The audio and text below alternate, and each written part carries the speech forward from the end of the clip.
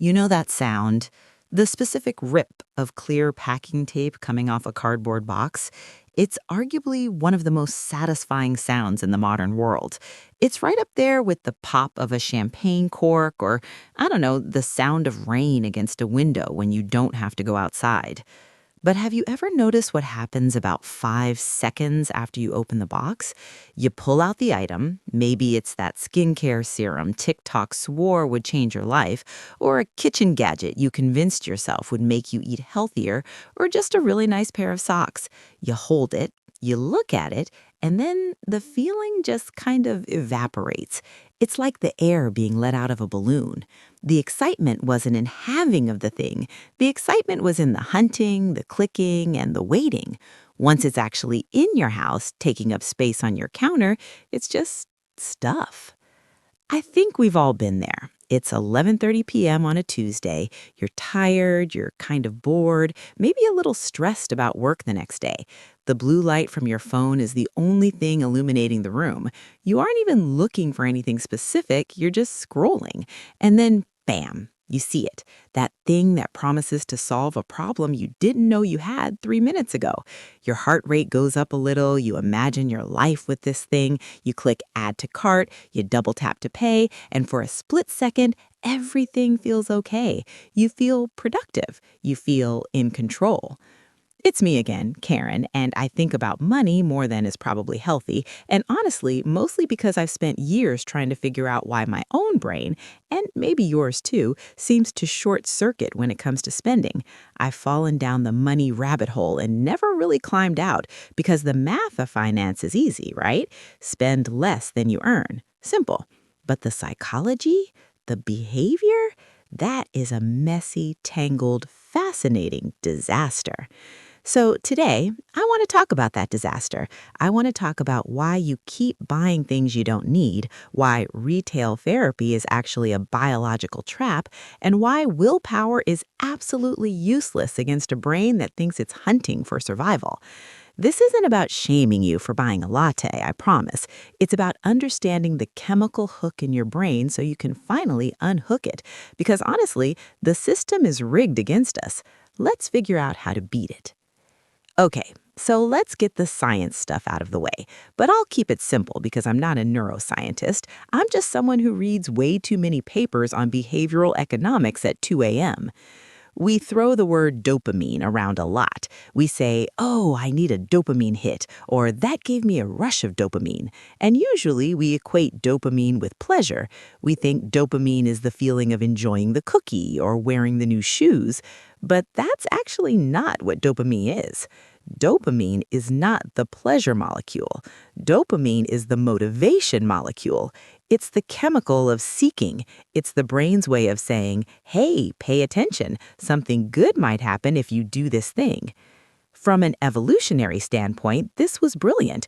If you're a hunter-gatherer, you need a chemical kick in the pants to go out and hunt a mammoth or find berry bushes, because hunting is dangerous and tiring.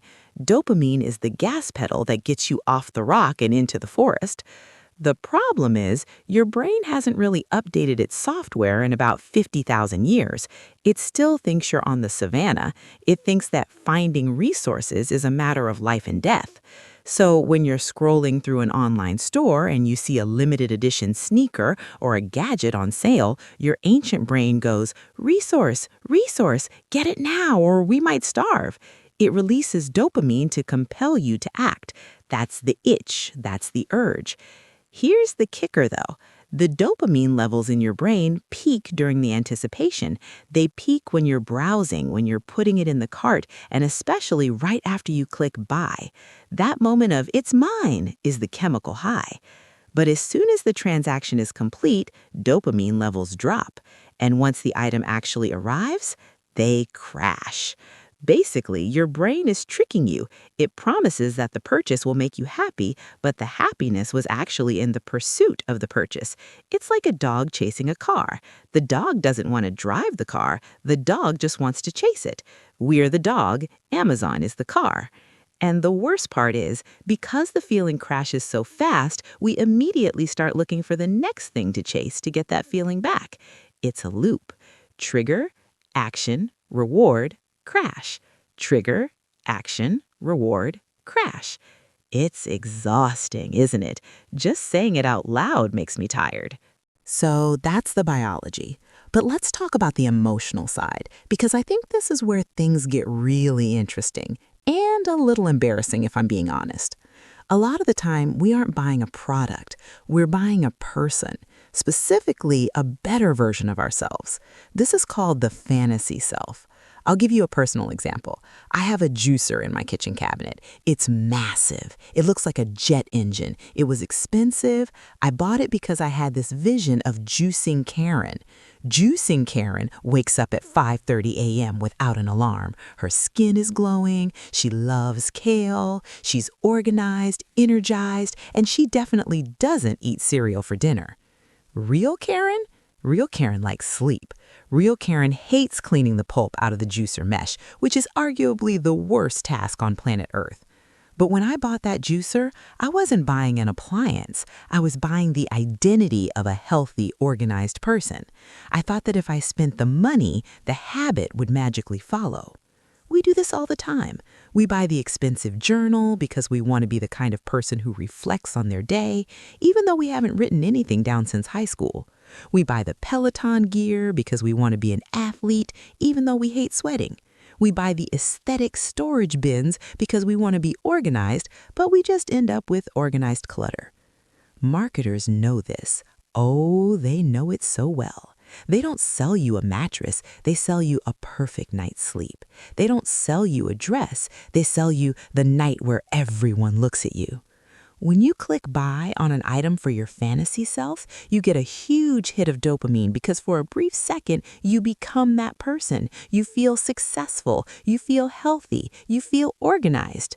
But then the item arrives and it's just an object.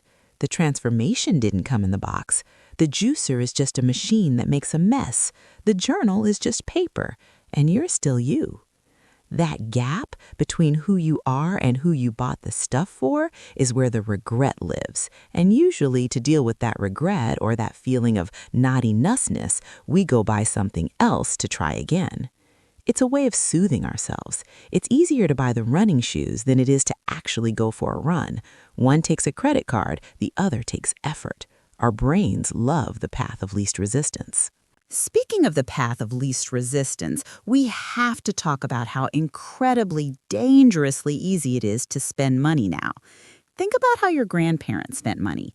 If my grandmother wanted to buy a new dress, she had to get dressed, get in a car or take a bus, go to the store, physically find the dress, try it on, take out her wallet, count out physical cash, hand that cash to a stranger.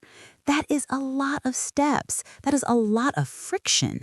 At any point in that process, she could stop and say, actually, I don't really need this.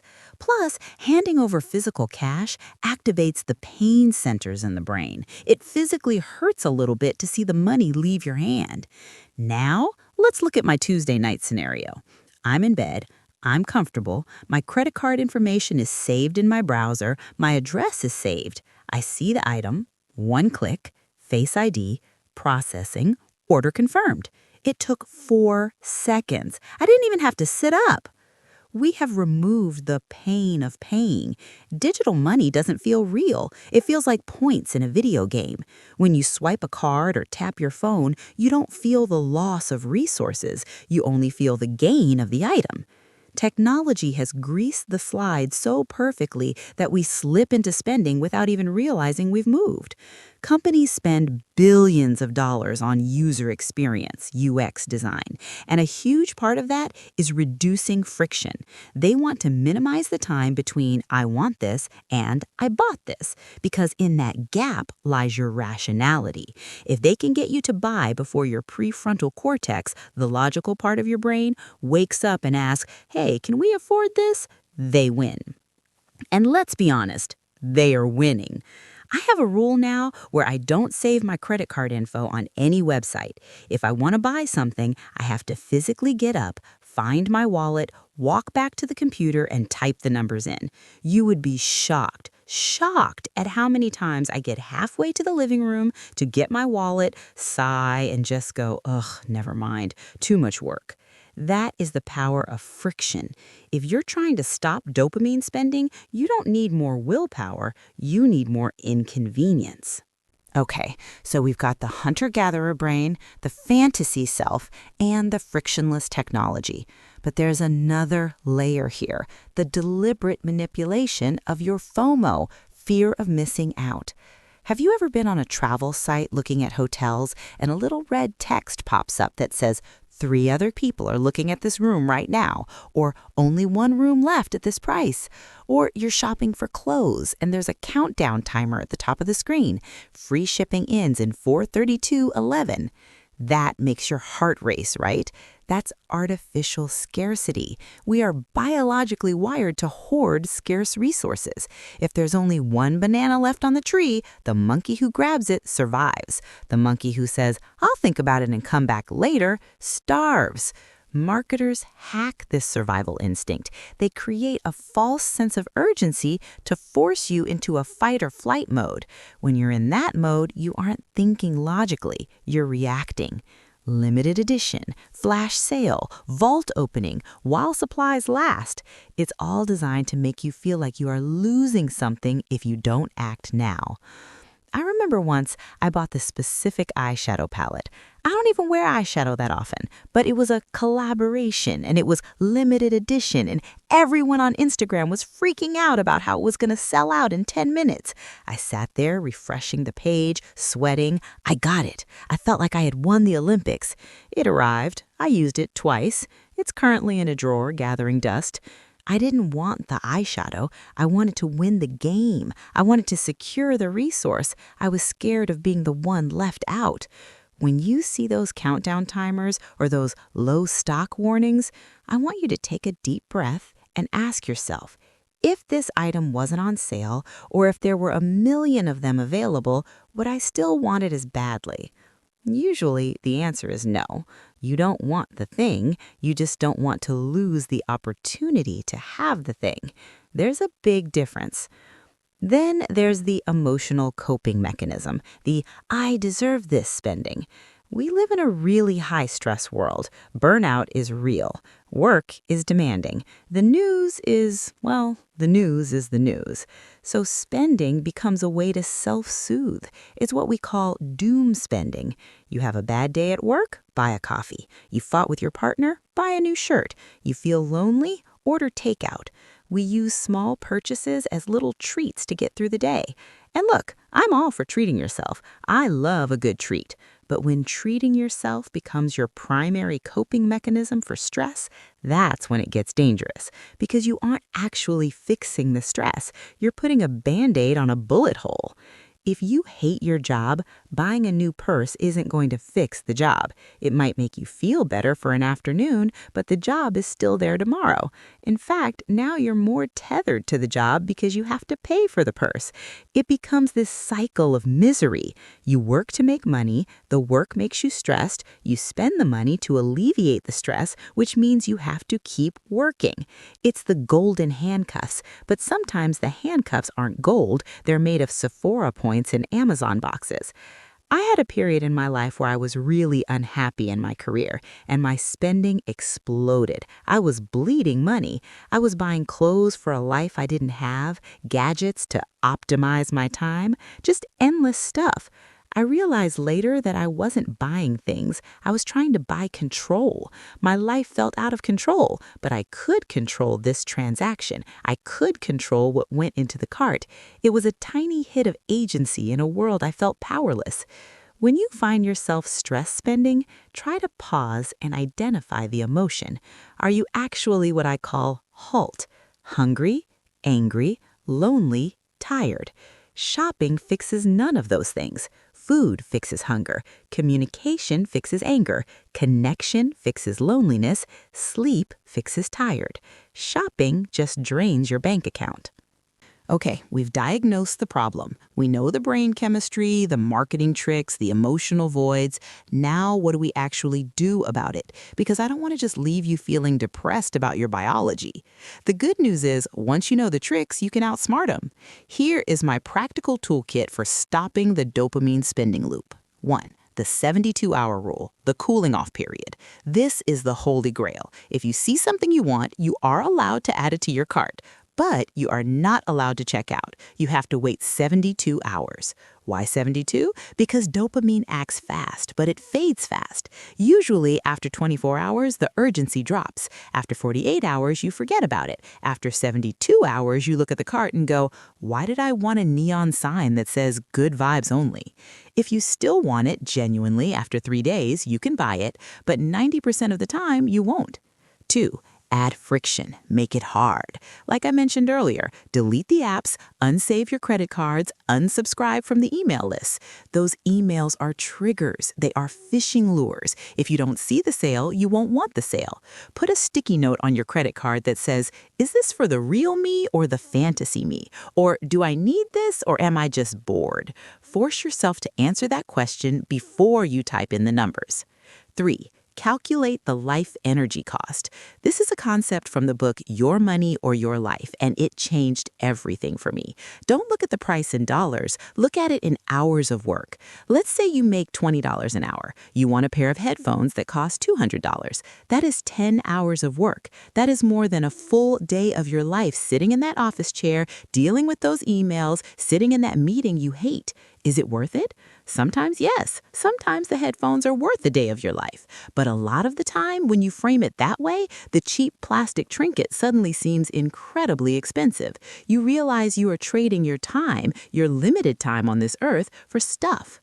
5. Shop your own stash. This sounds cheesy, but it works. When you feel the urge to buy something new, go clean out your closet or your drawers first. Rediscover the stuff you already bought and forgot about. You'll find clothes with tags still on them. You'll find gadgets you used once. It does 2 things. 1, it gives you a little bit of that new thing feeling because you forgot you had it. 2, it reminds you of all the times you bought things thinking they would change your life, and they didn't. It's a reality check.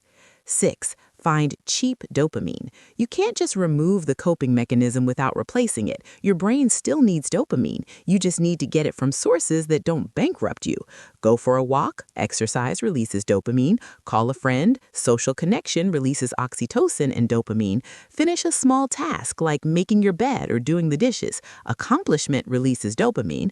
Play a video game, read a chapter of a book. Find a list of 10 things to do instead of shopping and tape it to your computer. When the urge hits, do one thing on the list. 7. Practice anti-hauls. There's a trend on YouTube called the anti-haul, where people talk about what they are not buying. I love this mindset. Make a list of things you're proud you didn't buy. Celebrate the money you kept. Shift the dopamine hit from spending to saving. Get excited about seeing your bank account number go up rather than your closet space go down. Gamify the saving. I want to end on a slightly deeper note. We try to fill voids with matter. We try to fill emotional holes with physical objects. And it never works because they are in different dimensions. You can't fill a spiritual or emotional hole with a material plug. It just falls through. I realized eventually that my spending was a language. I was trying to say something. When I bought clothes, I was saying, I want to feel confident. When I bought home decor, I was saying, I want to feel safe and settled. When I bought gifts for people, I was saying, I want to be loved. Once I understood what I was actually asking for, I could go get those things directly without the middleman of Amazon. I could work on my confidence. I could work on my relationships. I could make my home cozy with the things I already had. It's a hard shift to make. We are programmed from birth to be consumers. We are told 5,000 times a day by ads that we are incomplete and that a product will complete us. Rebelling against that is hard, but it is also the most freeing thing you can do. So, here's what I want you to do next. I want you to look at your last 3 unnecessary purchases. Just look at them. Don't beat yourself up. Don't shame yourself. Shame is a terrible motivator. It just makes you want to spend more to feel better. Just look at them with curiosity. Ask, what was I feeling right before I bought this? What was I hoping this would do for me? And did it do it? Be an anthropologist of your own life. Because the goal isn't to spend money again. Money is a tool. It's meant to be used. The goal is to spend it consciously, to spend it on things that actually add value to your life, not just things that give you a 3-second chemical fizz and a month of regret. You are not broken. Your brain is just doing what it evolved to do in a world it wasn't built for. But you're smarter than your lizard brain. You can take the wheel back. Close the tab. Leave the cart full. Go outside. Once again, I'm Karen, and thanks for hanging out in the rabbit hole with me. I'll see you in the next one.